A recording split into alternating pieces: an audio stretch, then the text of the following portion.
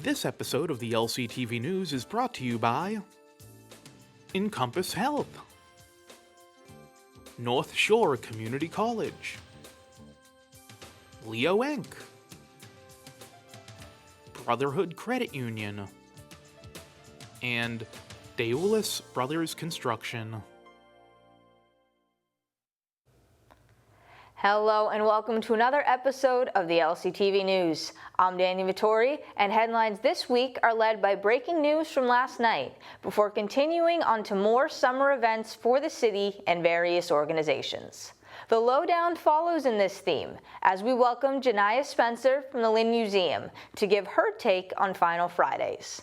Here's the news for Friday, July 19th, 2024.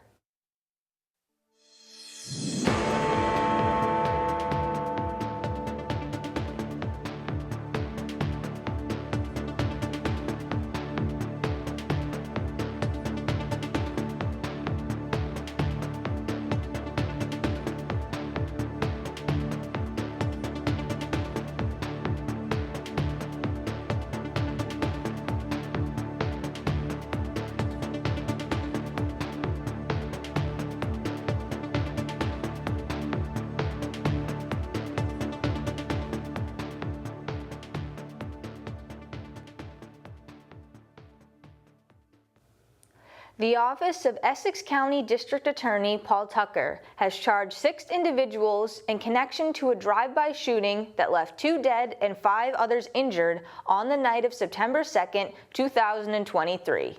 Of the 6 charged with 2 counts of murder, 5 are from Lynn: Darwin Batista, 20, Jefferson Valencio Cambar at 22, Carlos Ramirez Cornell, 16, Leonardo Espinoza, 15, and Abel Severino Reyes at 21.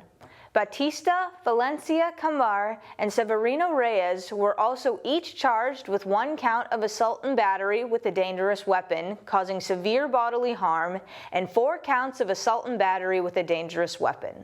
According to Tucker, the investigation involved the Lynn Police, Massachusetts State Police Violent Fugitive Apprehension Section, the State Police Detective Unit for Essex County, and the U.S. Department of Homeland Security investigations. Police Chief Reddy added, quote, "We remain committed to working for justice on behalf of these victims and their families," end quote. Arraignment dates have not yet been set for the suspects.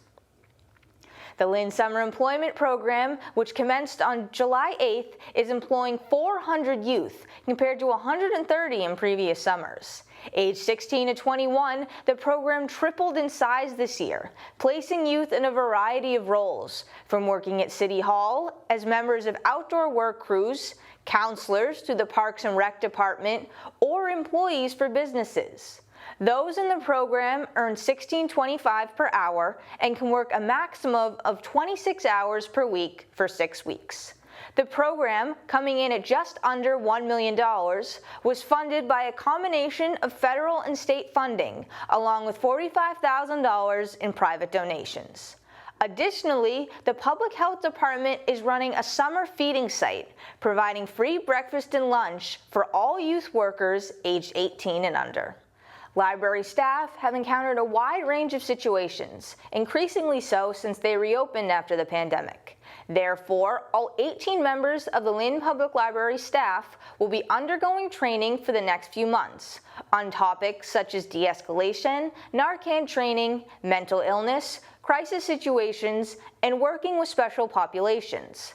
Public libraries have evolved over the last few decades, expanding their services beyond checking out books to include access to Wi-Fi, computers, and Chromebooks.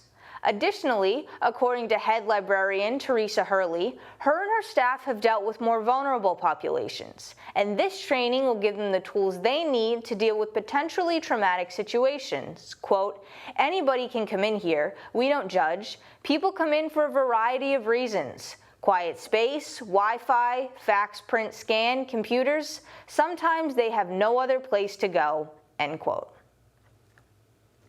Gala unveiled their new exhibit, Lure of the Local, last Friday the 12th. Based on a book of the same name, artists captured places around the area which held significance for them, with the dominating themes being the woods, the ocean, and the city. Several recognizable landmarks included High Rock Tower, Kings Beach, and the Welcome to Lynn sign.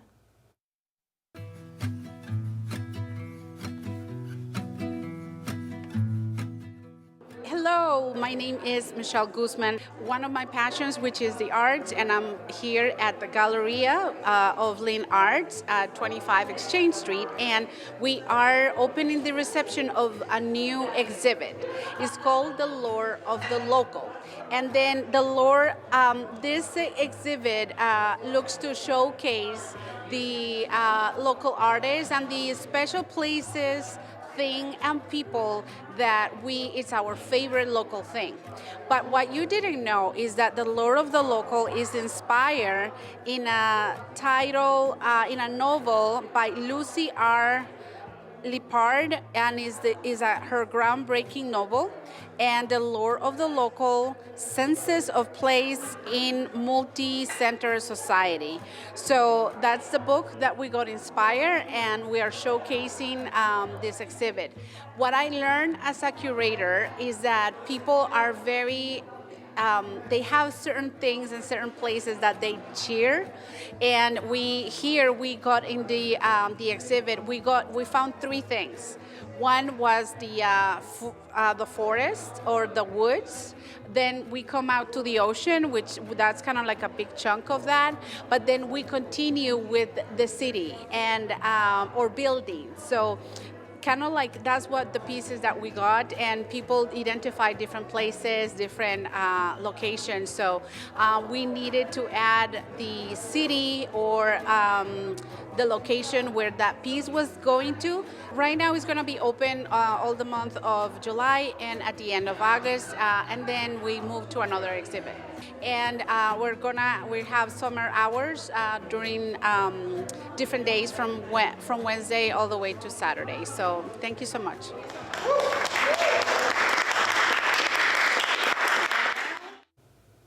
Established in 2013, the REAL program works to promote literacy and enhance life outcomes for the families in Lynn. Now they are calling on the community, asking for donations to secure a permanent location.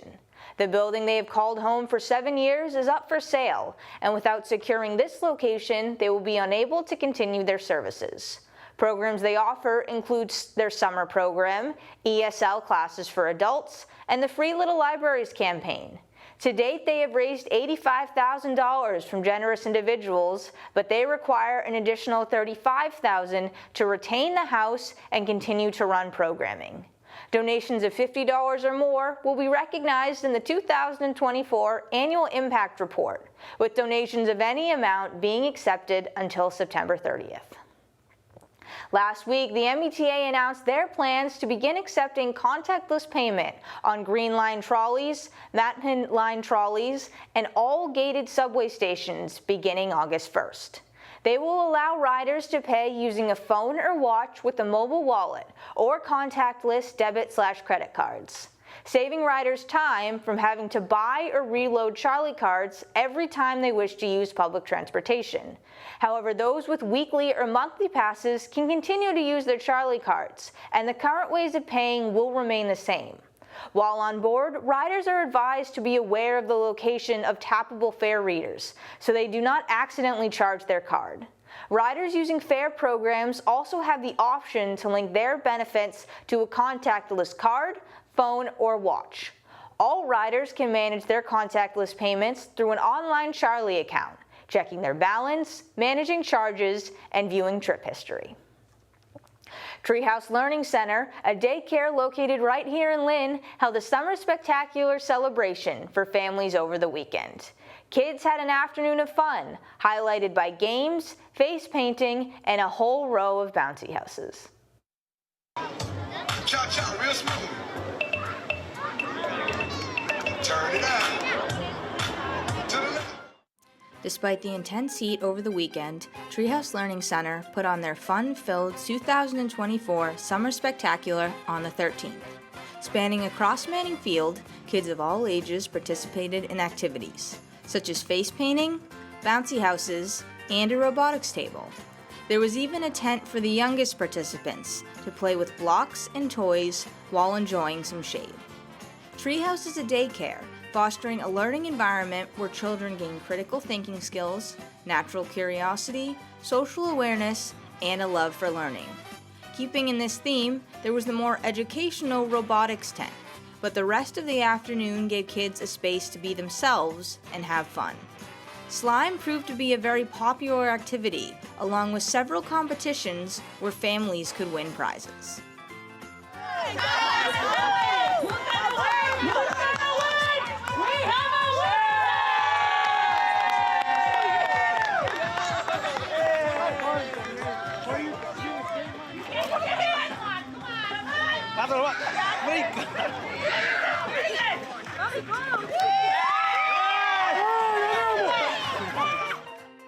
All in all, an afternoon of excitement, smiles, and entertainment.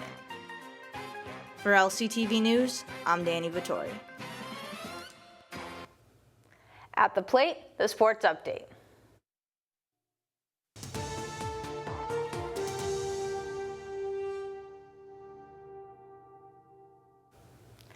It was a successful championship day for the 15 to 16-year-old Greater Lynn Babe Ruth All-Stars, who captured the state championship 8-3 over Plymouth. As a team, they collected 11 hits, 2 of which came from the number 9 hitter, Jared Burke, who also recorded 3 RBIs. Plymouth struck first, but Lynn tied the game at 1, before scoring 3 more in the second, off 2 singles, a sacrifice fly, and a walk. Braden Owen Heisen recorded the win, going 4 2/3 innings, allowing just 5 hits and 2 runs. With this victory, they move on to the regional competition in Maine this weekend. It's All-Star Week in baseball, kicking off with the Home Run Derby on the 15th and concluding with the All-Star Game on the 16th. 3 Red Sox were named to the team: Jarren Duran, Rafael Devers, and Tanner Houck. Tied 3-3, Duran, a first-time All-Star, was the hero for the American League, knocking what would be a game-winning 2-run homer in the 5th to go up 5-3. This earned him the All-Star Game MVP award, named after 19-time All-Star Ted Williams, making him the 5th Red Sox all-time to win and first since J.D. Drew in 2008.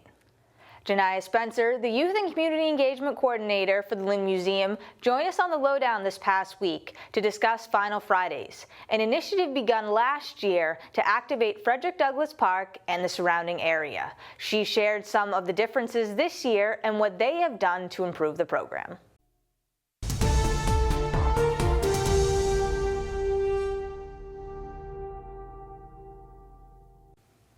Hello and welcome back to Lynn Lowdown. I'm Dani Vittori, and today we have on the Youth and Community Engagement Coordinator for the Lynn Museum, Jah'nyah Spencer. Thanks for joining us. Thank you for having me, Dani. I'm really appreciative of this opportunity.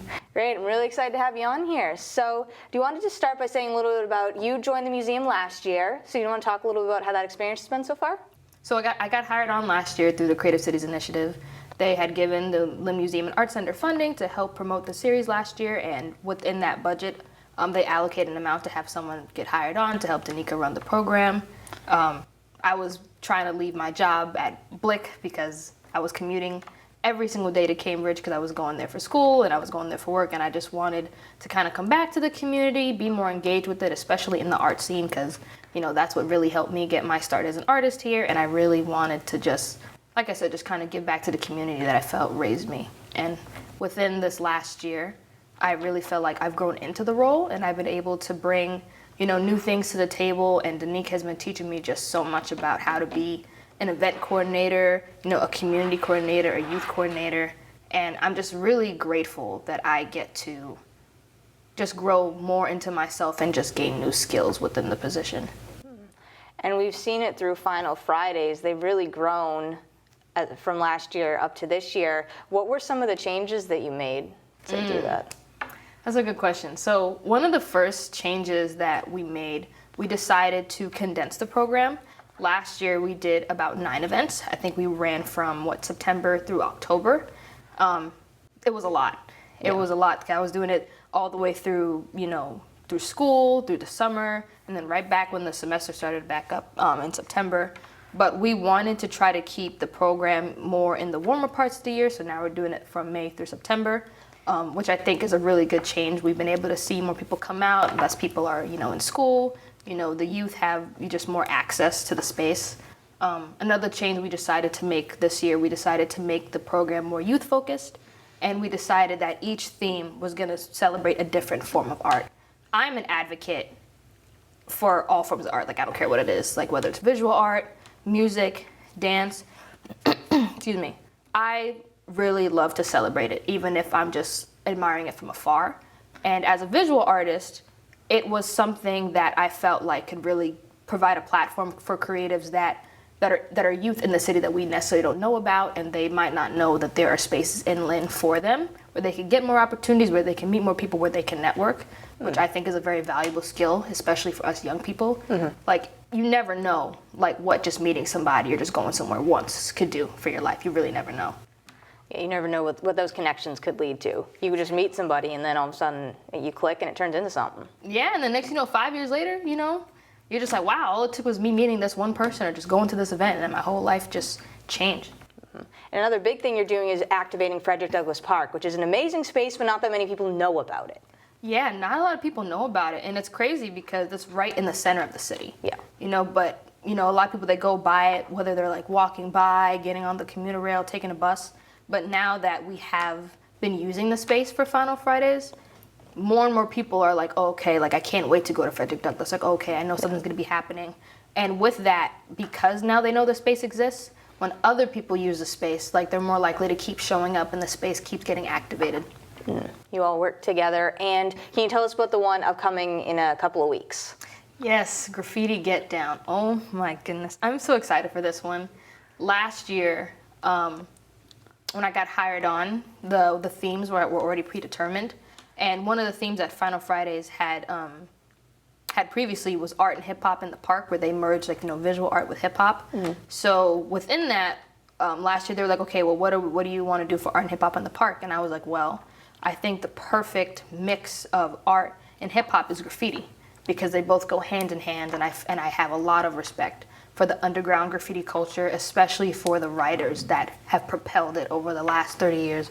And I really wanted to celebrate that. And as a visual artist, I just love that. I felt like last year that was the one where my personality shined through the most, and I'm just so excited for us to revamp it. We're gonna have some amazing artists in the live jam. We're gonna have Sophie Tuttle, we're gonna have Croc Paints, Joey Free, Okaye, some really dope artists. We're gonna have an artist alley. Luke Bars is gonna be performing along with some other local acts. It's just gonna be a great vibe. And of course, free entry, free food, free drinks, so there's no reason why you shouldn't be there. Exactly. And you really promote local talent, like you said, local acts, local artists, so it can be a place for an artist to get a start. Yeah, because when I was younger, it was events like these that really helped me, really being a part of the community, going to events, meeting people, meeting folks like Danica, like way back in the day, meeting folks from Gala, from all these great organizations. And being like so young, I was like 15, 16 when I first started entering these spaces, and I saw the way how it really changed my life. And the biggest hurdle I feel for young people when they want to get a start in the arts is just putting themselves out there, And sometimes it's hard when you feel like you don't necessarily like fit into a space, or you feel like it doesn't really capture your vibe, or you can't really relate to it. So instead of trying to force young people into space they don't feel comfortable in, let's just make a space that is made for them. Yeah. And you said you yourself are a visual artist, correct? Yes. I'm a painter.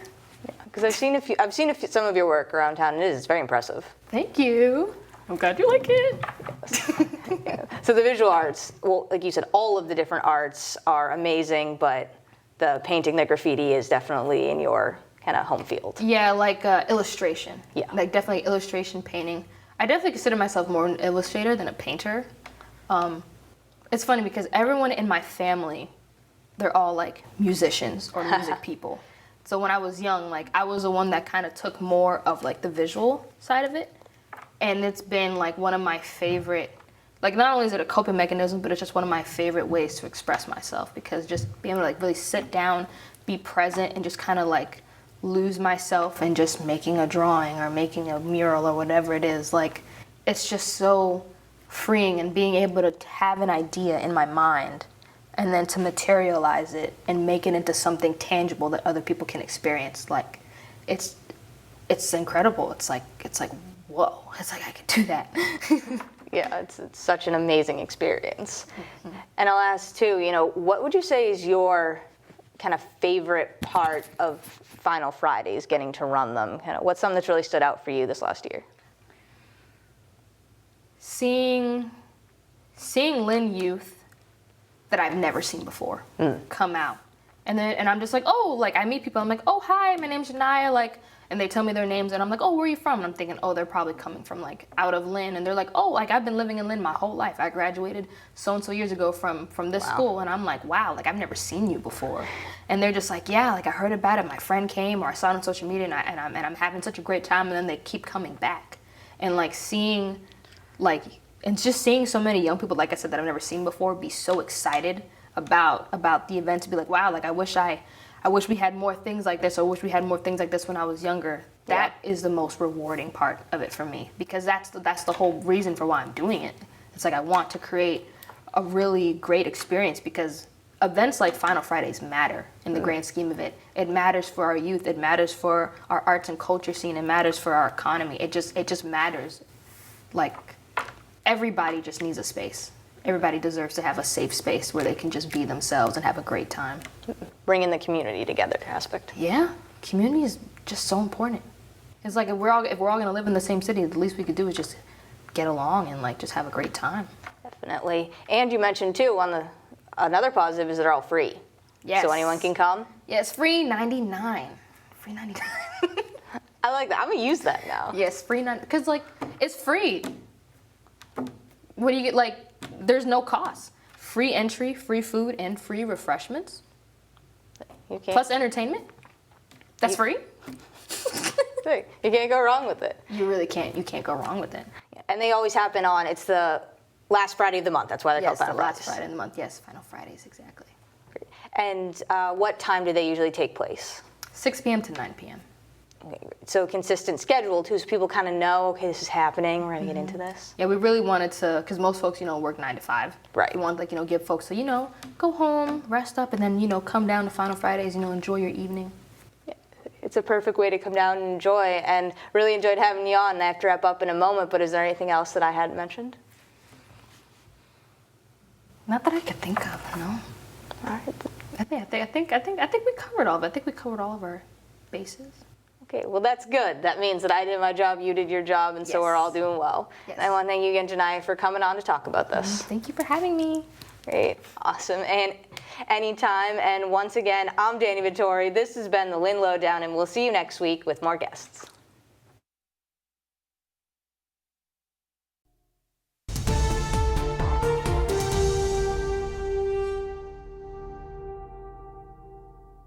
Now, the community calendar.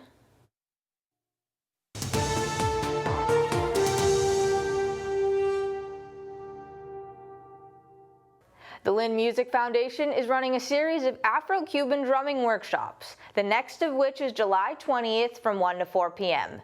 This musical genre is a building block to modern Afro-Latin music, such as the salsa or timba. These lessons will teach the traditional muhantan's style, and drums are provided, but students are encouraged to bring their own if they have one. Beginner classes run from 1 to 2:30 p.m. and cost $5. Intermediate classes immediately follow from 2:30 to 4 p.m. and cost $15. Join the city in celebrating the Americans with Disabilities Act and recognizing the contributions of those with disabilities to our community. Lynn Disability Network, in collaboration with Caring Hearts Special Needs, is holding the event at City Hall on July 25th from 1 to 3:30 p.m. to mark this important milestone. There will be speeches, resource tables, and snacks.